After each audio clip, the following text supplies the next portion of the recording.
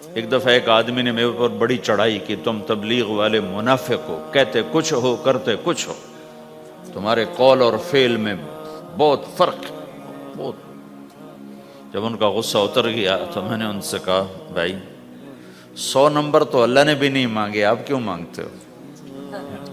اللہ نے کہا ہے فمن ثقلت موازینہ، جس کی نیکیاں بڑھ جائیں گی گناہ تھوڑے ہوں گے تو پاس کر دوں گا۔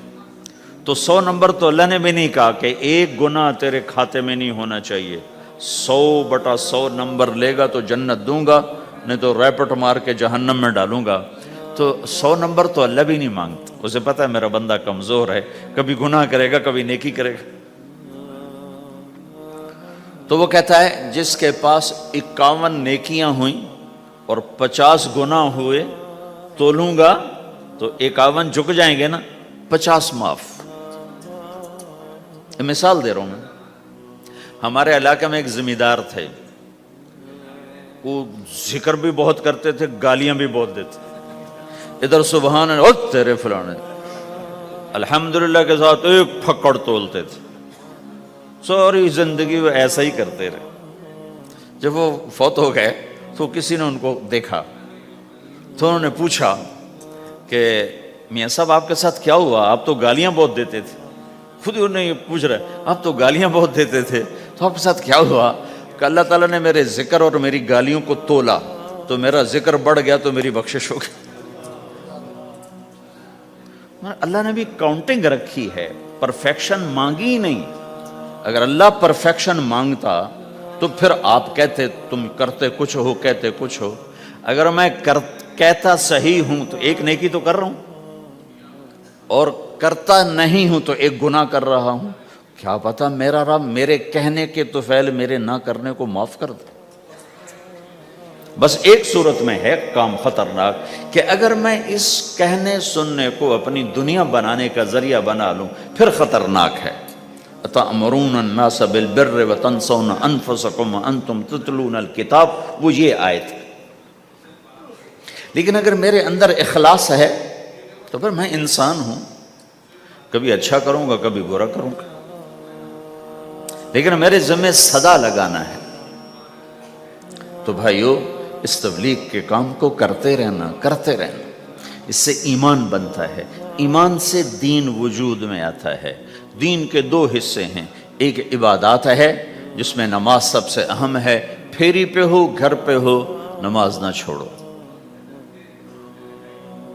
رمضان کے روزے ہیں، اللہ پھر رزق زیادہ دے دے، حج کرو، زکوٰۃ دو، لیکن عبادات بڑی محدود ہیں اور اس میں کثرت اللہ نے مطالبہ بھی نہیں کیا، بلکہ اللہ تعالیٰ نے اس میں اعتدال ہی کو پسند فرمایا ہے۔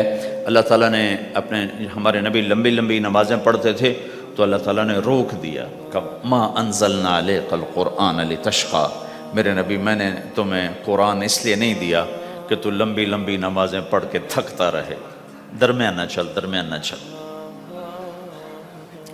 اللہ کے نبی نے تبلیغ میں زیادہ زور دکھایا تو اللہ نے اس پر بھی کہا فلا تذهب نفسك علیہم حسرات، اتنا غم نہ کیا کر کے تو خود ہی ہلاک ہو جائے، نہیں ایسا نہ کر۔ تو عبادات محدود ہیں اور اس میں اعتدال مطلوب ہے۔ سارا دن مصلی پہ بیٹھنا یہ اللہ نہیں دیکھنا چاہتا، اللہ یہ دیکھنا چاہتا ہے کہ تو باہر جا تاکہ میں دیکھوں کہ اب تو کیا کرتا ہے۔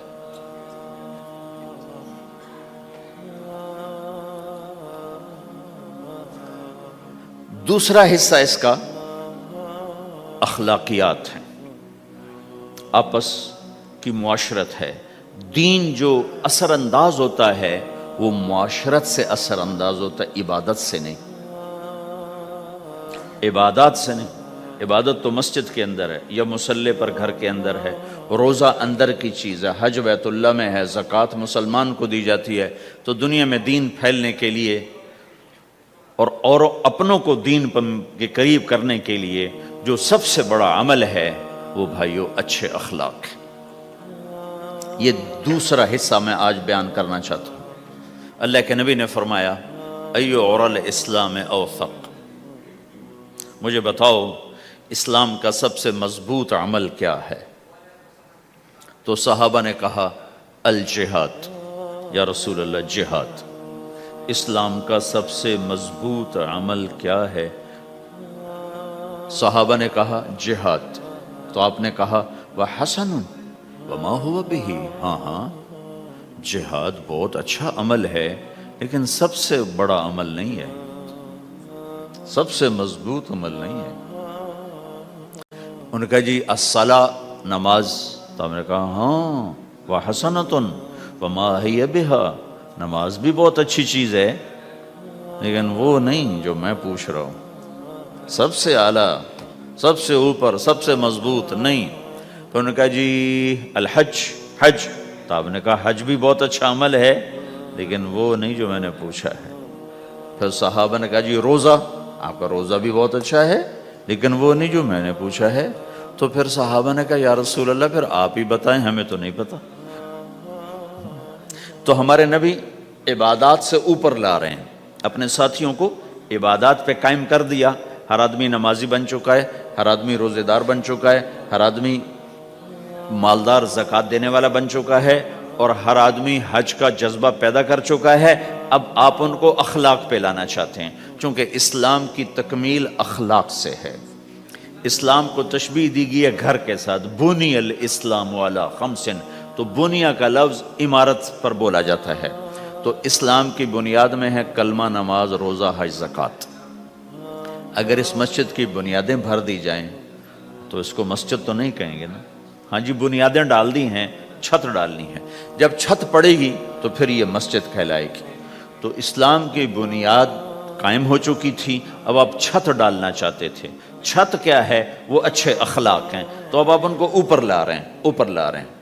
تو آپ نے جب پوچھا تو انہوں نے وہی کہا جو انہوں نے ابھی سیکھا تھا، نماز، روزہ، جہاد، حج، لیکن آپ نے سب کی نفی کر دی، نہیں یہ بھی نہیں، یہ بھی نہیں، یہ بھی نہیں، یہ بھی نہیں۔ کہا اچھا یا رسول اللہ آپ بتائیں، تو آپ نے فرمایا ان اوثق عر الاسلام الحب للہ والبغض للہ، اسلام کا سب سے مضبوط عمل وہ آپس میں اللہ کے لیے محبت کرنا ہے۔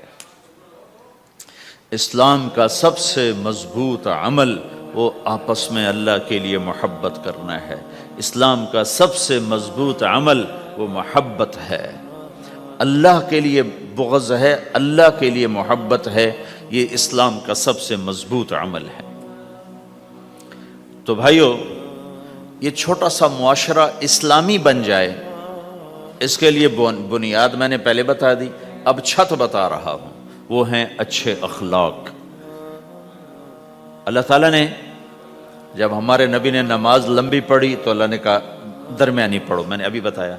تبلیغ میں دکھ زیادہ جھیلا تو اللہ نے کہا درمیانہ چلو۔ لیکن جب اللہ کے نبی نے اخلاق بلند کیے، اخلاق، تو اس پر بھی اللہ تعالیٰ فرماتا میرے نبی ذرا اتنا نرم نہ ہو، تھوڑا سا سختی دکھا، آنکھیں دکھا، تھوڑا شوں شاں کر ہیں۔ تو میرے رب نے کیا کہا؟ واہ، میرے رب نے آپ کے اخلاق کی جیسی تعریف کی ہے، آپ کے کسی عمل کی ایسی تعریف نہیں کی۔ نماز کو کہا معتدل، اعتدال، دعوت کو کہا اعتدال، اور اخلاق کو کیا کہا؟